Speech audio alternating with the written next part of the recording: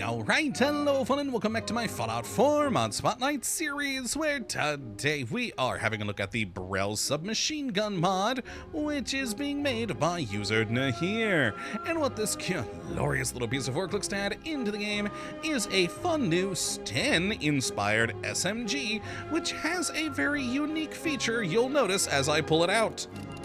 And that's that it has a rotating magwell, which you see every time you either pull out or put away the gun, and it's kinda strange, but I kinda love it. And best of all, when we actually do get to the cosmetics and everything later, you can actually set this rotating magwell to several different positions for however you prefer to be holding the gun when firing, which is just kind of a neat, strange little addition to the game that I didn't think I needed, but I really found myself loving. It's just so strange that it's enjoyable. So let's jump on over this way and have a look at what exactly we are getting with the gun itself, and of course, the Brel Submachine Gun, which in its most basic and standard form will do 16 damage with a 45 round, with a firing rate of 90, range of 107, accuracy of 66, for a fairly light weight of 6.7.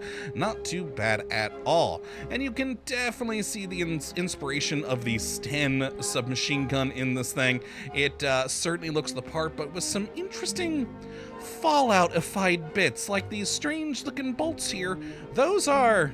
Actually, I'm not entirely sure what they are, but they move when you shoot, which is just kind of an interesting little animation and a strange little mechanic for the gun here in the Fallout world. And yeah, it's just a pretty nifty, bare-bones little submachine gun with an absolute ton of modifications. Probably one of the guns with the most modifications I've seen in some time, and I really shouldn't be surprised because it is another great gun mod being made by Nahir. You always gotta do love their mods. They are absolutely wonderful. And this is a fun addition with just a lot of things, including a wide array of different cosmetics, which does mean that this is actually quite the large mod to download.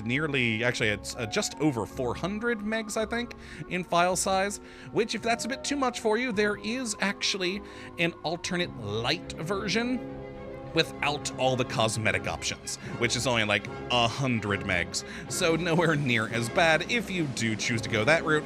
I, of course, went full cosmetics on this one, because that's just fun. Now, as for how you get your hands on one of these things, well, there's a couple of different ways.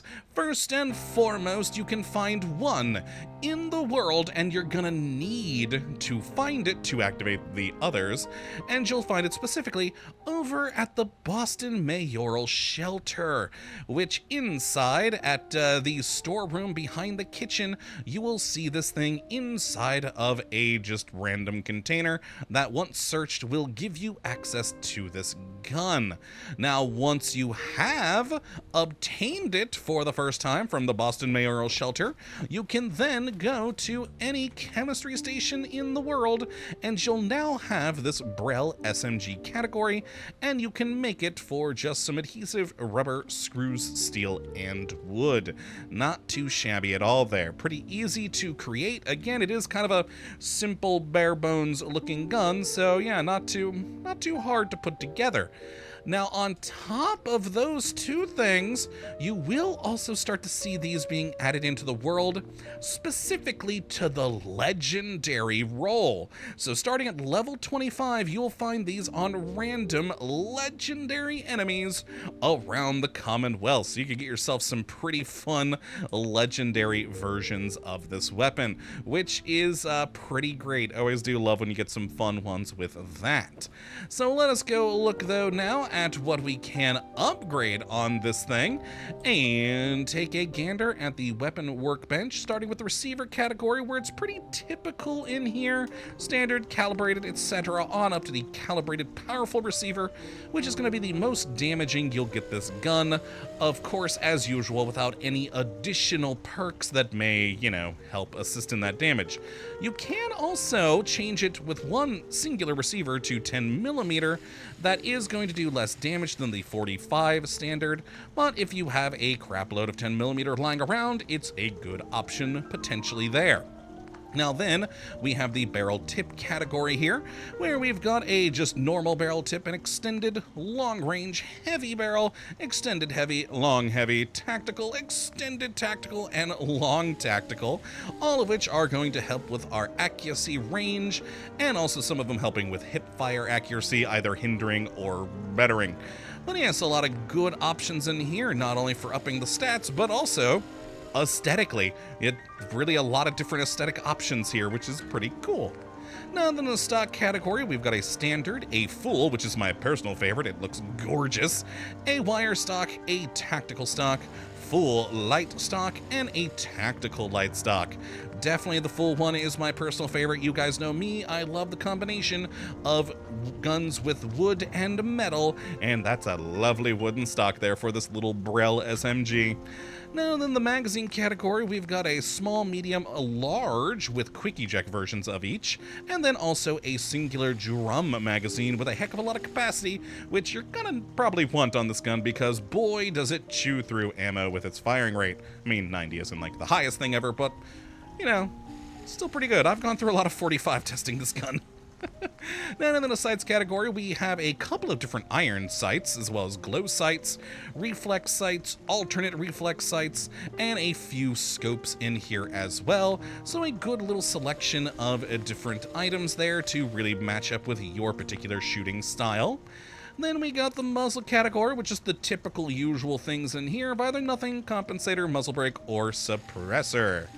And then we start getting into a lot of aesthetic things here. First is the handhold on the gun. By default, it's going to be at the horizontal, going outward. You can then go diagonal, where it's at, you know, an angle. And then you can also hold it vertically, where, you know, the magazine is vertical. That's just the weird, strange little part of the rotating magwell on this thing, but still a nice little aesthetic option to add in. We then have logos that can be added into the gun for all the various factions in the game, as well as things like, of course, Vault Boy and a good old throwback to Riley's Rangers. Gotta love that one. I do miss the Riley's Rangers. We then have the ability to change the stock and furniture on the weapon to a variety of different metals, woods, iridescence, even leather on here if you so desire, which is pretty cool, and that's going to affect the stock as well as these major bits of the gun here. And then we have the ability to take off or leave the standard heat shield on top. We then have more cosmetic options in here where you're getting the sort of main body of the gun, and actually, to apologize, I guess this one's the one that's affecting the stock. Again, number of cosmetic options here, easy to get them confused.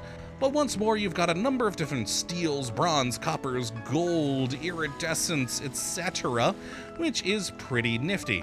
We then have this next metal section, which is going to be this part of the gun right here.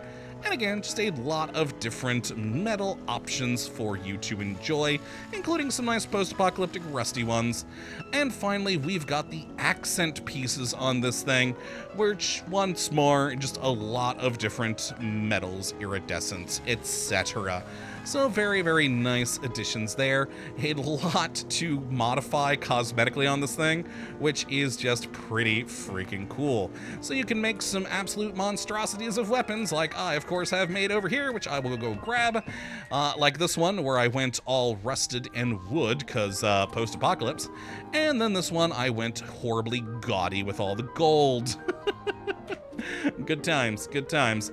And between the three guns, the standard and my two modified, I also have them in the three different magwell positions, starting with the standard one here, where we have it out to the side, and let's take some shots. I forgot to turn off God mode from my testing earlier. There we go, let's try that again. And there you are, the basic 20 round mag. You're definitely gonna chew through real quick on this thing. I still don't entirely understand how this thing reloads and why those weird bits on the side are moving, but it looks cool. And you know, we seem to prime it from the back there with a giant button. Well, I guess, you know, just the firing pin that gets pushed out, I would assume. But yeah, it's a very interesting reload animation, very unusual and different to other weapons, and I quite enjoy it. Now let's take a look at my next one then here, our rusty one, where I did have the vertical handhold on this one instead. So let's go with that. A more traditional SMG as you'd see these days. Nice. And with that drum magazine and an improved receiver, oh boy, it chews through ammunition.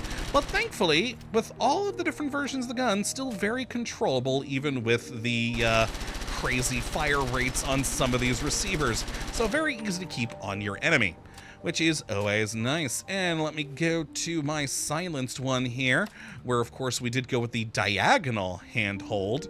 And again, the gaudy gold, but you know, hey, fun times. So you go, can see it's at an angle there. I actually think this one's my favorite. I don't know why, but it is.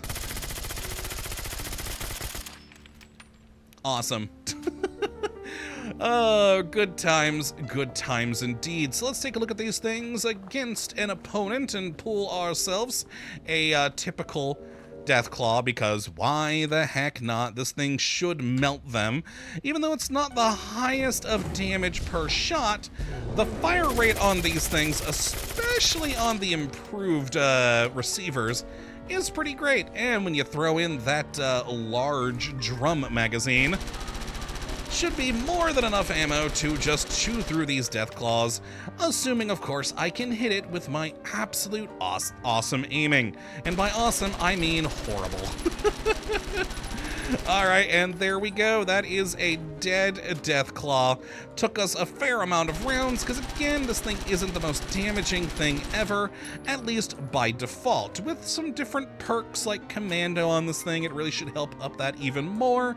But for its base level, it is pretty low damage, which honestly I kind of find a little strange with the level 25 it being added to the legendary role list. I think that's maybe should have happened a bit earlier in my own personal opinion, but nonetheless, it's a gun that'll solidly stick with you into the, I'd say, mid to late, maybe early late game perhaps, at least again in my opinion.